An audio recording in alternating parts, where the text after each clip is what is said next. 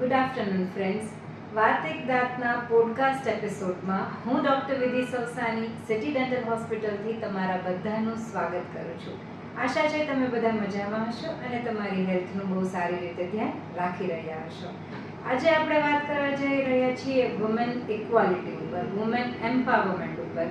તો જ્યારે વાત વુમેનની થઈ રહી છે ત્યારે આજે આપણી સાથે ગેસ્ટમાં ઉપસ્થિત છે મિસિસ અનિતા નાનુજી, જે એક મેકઅપ આર્ટિસ્ટ છે અને ઓનર છે at Anita's bridal studio. Welcome ma'am. Thank you. તો મેમના ઇન્ટ્રોડક્શનમાં હું જણાવવા માંગુ છું કે તે કંસાગરા કોલેજમાં પ્લસ ફિલ્ડ માર્શલ હોસ્ટેલમાં ઘણા બધા બ્યુટી કોર્સીસ ચલાવે છે. સાથે સાથે એ યરલી સમૂહ લગ્ન જે થાય છે એમાં ફ્રી બ્રાઇડ્સને રેડી કરવાની સેવા આપે છે. અને નીતિ મોહન મેમ છે જે એમના એ બહુ સારા મિત્ર છે અને નીતિ મોહનજીનું મેકઅપ બી એ જ કરે છે. પ્લસ એમના અનિતાઝ બ્રાઇડલ સ્ટુડિયોના ઓપનિંગમાં નીતિ મોહન મેમના હાથો દ્વારા જ એમનું ઓપનિંગ કરવામાં આવ્યું છે. બરાબર મેમ? તો જ્યારે આટલા ઇન્ડિપેન્ડન્ટ વુમન સાથે આપણે વાત કરી રહ્યા છીએ ત્યારે સૌથી પહેલાં તો હું મેડમને પૂછવા માંગીશ કે તમારા અનુસાર વુમેન ઇક્વાલિટીનું શું મહત્ત્વ છે?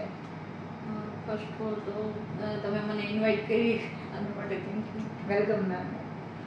ડેફિનેટલી વુમન્સમાં હું માનું છું કે ઇક્વાલિટી ખૂબ જ જરૂરી છે અને અત્યારે તો ઘણી ઇક્વાલિટી થઈ પણ ગઈ છે. અને આપણે પહેલાં એવું વિચારતા કે દીકરી કંઈ કામ નથી કરતી કે મેરેજ કરે તો મેરેજ પછી કોઈ કામ નથી કરી શકતું, પણ હવે એવું નથી રહ્યું. આપણે ક્યાંય પણ જોઈએ છીએ તો મેરેજ પછી બધાને કામની છૂટે મળી જાય છે અને કોઈ વહુ ગોતે છે તો પણ એવું જ કહે છે કે અમને કામ કરતી હોય એવી જ છોકરી જોઈએ છે. એટલે ઘણો બધો ચેન્જ તો મળ્યો જ છે અત્યારે. બરાબર છે. તો પહેલાંના જમાના કરતાં અત્યારે આપણે જોઈ શકીએ છીએ કે બધી જ ફિલ્ડમાં આપણને વિમેન જોવા મળે છે. હા, તો ડેફિનેટલી આ વાત થઈ કે આપણે કેટલું સોસાયટી આગળ વધી રહી છે, પણ ઘણી જગ્યાએ વિમેન અત્યારે બી ચેલેન્જીસ ફેસ કરે છે. તો એના ઉપર તમારું કંઈ ઓપિનિયન ખરા? ચેલેન્જીસ તો આવે છે. ઘણી જગ્યાએ એવું હોય છે કે મેરેજ થઈ ગયા તો પહેલાં એને બધું હાર્ડવર્ક કરેલું હોય, પોતાની કેરિયર બનાવી હોય, ઘણા વર્ષોનો સ્ટડી કર્યું હોય, પછી ધીમે ધીમે એને કેરિયર બનાવી હોય, માંડ થોડી ઘણી સેટ થઈ હોય છે, ત્યાં આપણે બોયઝ જોવાનું ચાલુ કરે છે અને મેરેજ સેટ થાય એટલે એને જે અહીંયા 2-3 વર્ષની મહેનત કરી હોય, કેરિયર બનાવી હોય, એ બધું એને નવેસરથી શરૂઆત કરવી પડે છે, ઝીરોથી જ ચાલુ કરવું પડે છે. તો ઘણી વાર એવું થતું હોય કે અહીંયા જે મહેનત કરી હોય એને બધી પાછી રિપીટ કરવી પડે છે ત્યાં, અને નવું સિટી હોય છે, નવા લોકો હોય છે, એટલે એમાં સેટ થવામાં ઘણી એને પ્રોબ્લેમ થાય. બધું ઝીરોથી જ હોલ ન્યૂ આઈડેન્ટિટી પાછી ક્રિએટ કરવી. આઈડેન્ટિટી ચેન્જ જ થઈ જાય છે એની સામે, એટલે એ નવેસરથી જ બનાવવી પડે છે. એવું થઈ જાય. ડેફિનેટલી. પ્લસ આપણે હજુ બી જોઈએ છીએ કે ઘણા રૂરલ એરિયામાં, ગામડાઓમાં બી ઇક્વાલિટી નથી જોવા મળતી. એ ચેલેન્જીસ આપણે છોકરીઓને ભણાવવામાં વધારે ધ્યાન નથી દેવાતું. એવું માને છે કે છોકરાઓ એના ઘડપણનો સહારો છે. એવું તો એના ઉપર એવું હોય છે કે એ લોકો હજી ચેન્જ એટલો અપનાવી જ નથી શક્યા કે દીકરીને ભણાવવાની શું જરૂર છે, એને તો ઘરમાં જ કામ કરવું છે. કારણ કે એને સામે એવું નથી મળતું કે કોઈ કદાચ ભણાવીને મોકલશું તો એ વર્ક કરશે કે નહીં. એ સોસાયટી હજી એટલી ચેન્જ નથી થઈ, એટલે એ લોકો છોકરા ઉપર વધારે ધ્યાન દે છે કે એ ભણશે તો એ આપણને કંઈક કમાઈ દેશે ને આ તો આમે ઘરે જ રહેવાની છે, કદાચ ભણાવશું તો એને બહાર નીકળવાના ચાન્સીસ ઓછા હશે. પણ જો હવે બધા અપનાવી લેશે ને કે અમારી બહુ કામ કરશે તો અમને ચાલશે, તો એ ધીમે ધીમે ચેન્જ આવી શકે છે એમાં. ડેફિનેટલી.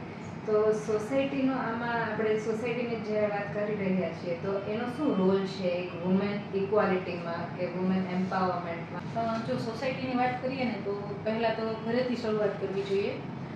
ઘણી ફિમેલ વર્ક કરતી હોય છે તો એને વર્કની સાથે સાથે ઘરે જોવાનું હોય છે, બાળકોને જોવાના હોય છે. તો જો ઘરેથી જ હેલ્પ થવા માંડશે કે તમે વર્ક કરી લો, ઘરનું અમે જોઈ રહ્યા છીએ, જ્યારે હસબન્ડ એટલી હેલ્પ કરતો હોય, એના ઇનલોઝ એટલી હેલ્પ કરતા હોય, મધર ફાધર હેલ્પ કરતા હોય, તો આ પ્રશ્નો ઓછા થશે અને હવે એવું ઘણું ચેન્જીસ આપણને દેખાય છે.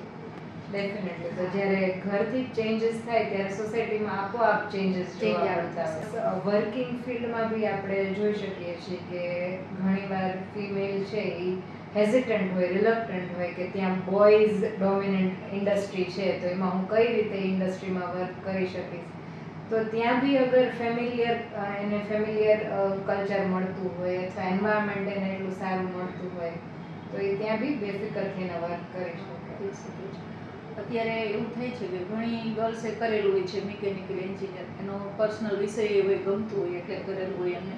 પણ જ્યારે એ વર્ક કરવા જાય છે ત્યારે એને એવો માહોલ નથી મળતો. જ્યાં ત્યાંના ઓનર હોય એને એવું કંઈ જગ્યા અલગ નથી બનાવી હોતી કે લેડીઝ માટે આટલા એરિયા હોવા જોઈએ, અને જે વર્ક કરે છે કલીગ એને એટલો સપોર્ટ નથી કરી શકતા, તો લેડીઝને એટલું કમ્ફર્ટ ઝોન નથી મળતું, તો એ વર્ક નહીં કરી શકે ને એની સાથે.